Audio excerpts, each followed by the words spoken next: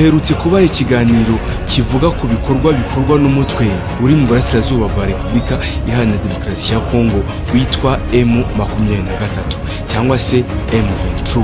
Uyu mutwe aho wari umaze iminsi wigarurira uduce dutandukanye two muri leta ya Kongo. Ikindi nuko abaturage ba leta ya Kongo bakomeje kwishimira ibikorwa bikorwa n'uyu mutwe, dore ko uyu mutwe wa M23 nawo ukomeza kwizeza abaturage ba Kongo ko aho bageze hose harangwa amahoro n'umutekano kandi usesuye. Ubu noneho ikiri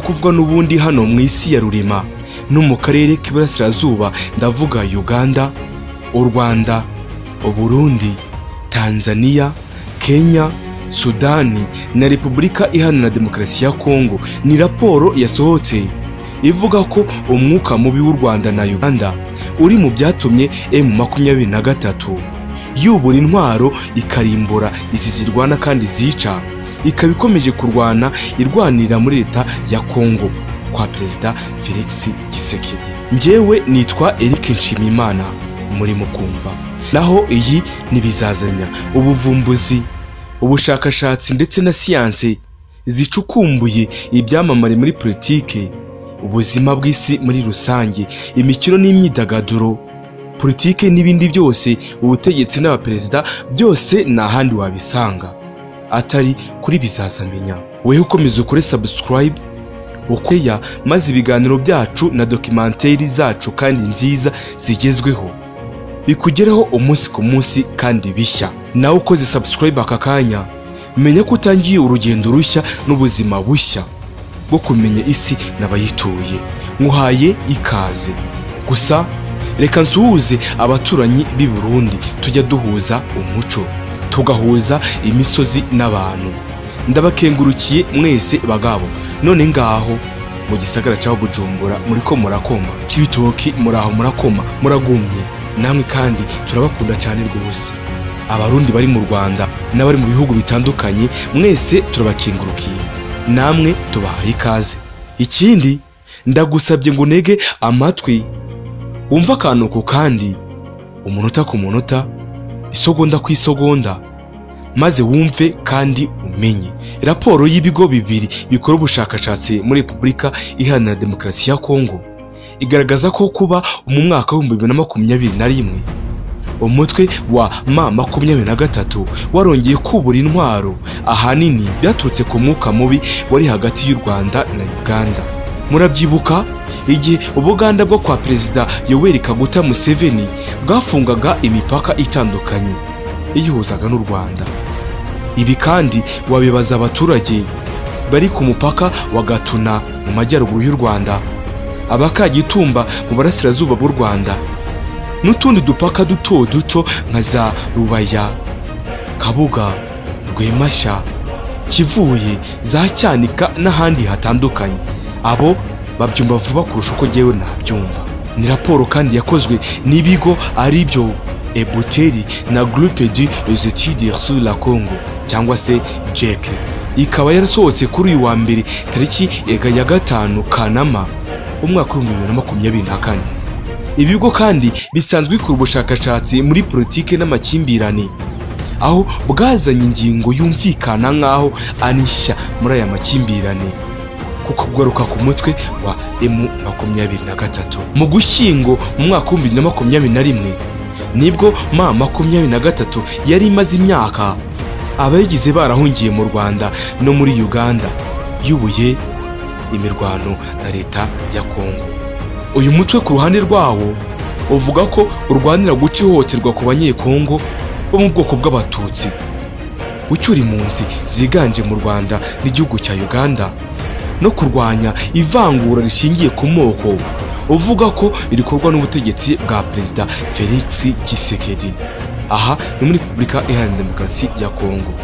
Icyakora raporo yo kuwa mbere ivuga ko ibi bitandukanye n'ibivugwa n'u Rwanda ndetse na M23, ko izi nyeshyamba zagarutse kubera ko leta ya Kongo irimo gufasha FDL n'ihohoterwa rikorerwa abatutsi. Ibi ni ingaruka aho kuba impamvu zo kugaruka kwa M23.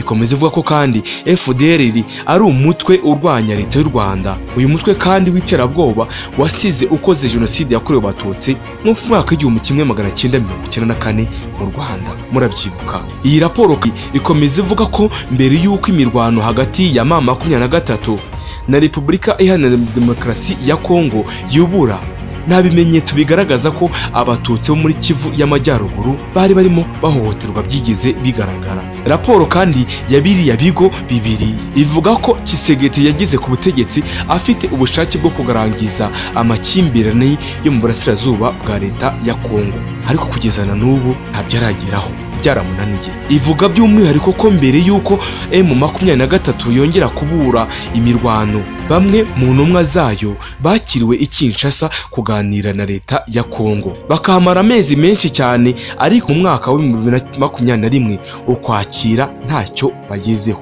Ni raporo ivuga ko impamvu y'ingenzi y'uko kongera kugaruka kwa M23 imukomoka kuri politike yo mu karere. Ingingo y'ingenzi yari ubushyamirane hagati ya guverinoma ya Uganda ndetse n'u Rwanda.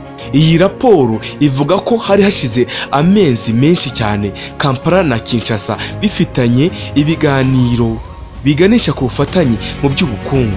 Ibi byanatumye kandi muri Kamena umwaka wa 2021 izo leta zombi zisinyanya amasezerano yo kubaka imihanda ibiri, Kasindi Beni Butembo na Bunagana na Goma. Ni imihanda yari kubakwa na kompanyi za Uganda. Izi kandi zisanzwe ziziho gutunganya ibikorwa bijyanye n'imihanda muri leta ya Uganda. Hejuru y'aya masezerano kandi ngo Kinshasa na Kampala byasinyanye andi masezerano yari aya gisirikare kurinda ibyo bikorwa byo kubaka iriya mihanda, aho yari arimo ayo gufatanya kurandura umutwe wa ADF urwanya leta ya Uganda, aho waherukaga kugaba ibitero by'ubwiyahuzi. Ibi byaguyemo kandi bane, abandi 37 barakomereka mu mujyi wa Kampala. Mu Kuboza mu mwaka wa 2021 kandi Uburundi ku bwumvikane na Kinshasa nabwo bwongeje ingabo muri Kivu y'Epfo gukurikirana umutwe wa Red Tabara. Uyu nawe ni umutwe uzwiho kurwanya leta y'u Burundi. Raporo kandi ya biriya bigo by'abanyekongo ivuga ko ibi bikorwa byumvikanye byahaye leta y'u Rwanda kumva ko igeramiwe kandi ihejwe mu bikorwa by'aka karere k'Iburasirazuba. Ivuga ko kandi ku bijyanye no kuba muri icyo gihe umwuka utifashije neza hagati y'u Rwanda na leta ya Uganda, abakuru b'ubutasi bw'u Rwanda icyo gihe bavuze ku mpungenge zabo ko Uganda yakoresha umwanya yahawe muri Repubulika Iharanira Demokarasi ya Kongo mu guhungabanya igihugu cyabo. Muri uwo mwuka, iyi raporo ivuga ko u Rwanda ariko rwafashe umwanzuro wo gufasha M23, nubwo rwo rwakunze kuvuga ko rudafasha uyu mutwe. Murabyibuka ko ari kenshi umuvugizi wa guverinoma y'u Rwanda Alain Mukurarinda yagendaga asubiza kuri izo raporo ndetse n'ibibazo byagendaga kibazwa bivuga ko leta y'u Rwanda ifasha umutwe wa M23, agahakana kandi yivuye inyuma agaragaza ukuri ku kibazo kari abanyekongo atari leta y'u Rwanda, ko nta na hamwe nta n'umunsi n'umwe leta y'u Rwanda yigeze ifasha umutwe wa M23. Murabyibuka. Raporo kandi ivuga ko muri Werurwe umwaka wa 2022 ubwo mu mujyi wa Bunagana haberaga imirwano ikomeye, ingabo za Uganda zinjiye mu mirwano ngo zirinde ibikoresho byo kubaka imihanda Kampala yari yaramaze kohereza muri leta ya Kongo. Ni mu gihe ubwo Bunagana yafatwaga muri Kamena umwaka wa 2022, Repubulika Iharanira Demokarasi ya Kongo yashinje ingabo za Uganda mu guha ubufasha bukomeye cyane kandi buri hejuru umutwe wa M23. Iyi raporo kandi ivuga ko intege nke z'ingabo za leta ya Kongo n'imicungire mibi y'ikibazo ku ruhande byatumye iki kibazo kirushaho gukomeza kumera nabi. Ivuga ko kandi Kinshasa yatangiye gukorana n'imitwe yitwaje intwaro irimo FDLR irwanya leta y'u Rwanda mu kurwana na M23. kandi ikanga kugirana ibiganiro na M23 yise umutwe w'iterabwoba. Hagati aho ku muhate wa Generali Muhoozi Kainerugaba, uyu wari umujyanama mukuru mu bya politiki wa Perezida Yoweri Kaguta Museveni, akaba yari umugaba mukuru w'ingabo za Uganda. Ubutegetsi bwa Paul Kagame na Yoweri Museveni bwongeye gusubirana, umubano wabo urongera urazamuka. Mwaka wa 2022 bafungura imipaka yari imaze imyaka hafi igera kuri 3 ifunze. Aha naho murabyibuka ko imipaka yafunguwe maze abaturage bakishima. N'uyu mugabo ukomeye cyane wongeye guhuza abaperezida bombi maze bakongera kugira ibiganiro bituma imipaka ifungurwa. Byari impundu hagati y'abaturage ba Uganda n'abaturage b'u Rwanda bishimira ko imipaka yongeye gufungurwa. Ubuhahirane bukongera bukazamuka nubwo bidakomeye nk'uko byari bimeze ubu. Iyi raporo kandi igira iti nubwo amakimbirane hagati y'u Rwanda na Uganda yagize uruhare mu gutuma M23 igaruka, kongera kwihuza kwabo ntabwo kwahagaritse izo nyeshyamba. Kugeza ubu umutwe wa M23 na leta y'u Rwanda ntacyo biravuga kuri iyi raporo yasohowe ku itariki 5 z'uku kwezi kwa 8 umwaka wa 2023. Ariko M23 yakomeje gutangaza ko yongeye kugaruka muri leta ya Kongo kubera ko leta irebera ibikorwa by'urugomo byibasira abanyekongo bo mu bwoko bw'abatutsi, ivangura amoko no kunanirwa gukemura ikibazo cy'impunzi ziri hirya no hino bihugu by'Iburasirazuba, cyane cyane u Rwanda ndetse na Uganda. Kigali kandi nayo yagiye inenga Kinshasa kunanirwa gukemura ibyo bibazo. Raporo ya biriya bigo bibiri ivuga ko Tshisekedi yageze ku butegetsi afite ubushake bwo kurangiza amakimbirane mu burasirazuba bwa Repubulika Iharanira Demokarasi ya Kongo, ariko kugeza ubu ntabwo irabigeraho cyangwa se ngo abigereho. Iyi raporo ivuga ko Tshisekedi yasuye kandi yifuje gukorana n'ibihugu bituranye bya Uganda ndetse n'u Rwanda n'u Burundi mu kurangiza ikibazo cy'imitwe yitwaje intwaro mu burasirazuba bwa Kongo harimo na M23. Iyi raporo kandi ivuga ko intege nke z'ingabo za leta ya Kongo n'imicungire mibi y'ikibazo ku ruhande byatumye ikibazo kirushaho gukomera, kikaba kibi cyangwa se imigabo n'imigambi ikaba nabi. Ko Kinshasa yatangiye gukorana n'imitwe yitwaje intwaro na FDL irwanya leta y'u Rwanda mu kurwanya M23 kandi ikanga kugirana ibiganiro na M23 yise umutwe w'iterabwoba. Nari nabivuze haruguru. Iyi raporo kandi ivuga ko nubwo ibihugu byinshi nterankunga byamaganye u Rwanda ko rufasha M23, ibyo ntacyo byatwaye u Rwanda kugeza na n'ubu.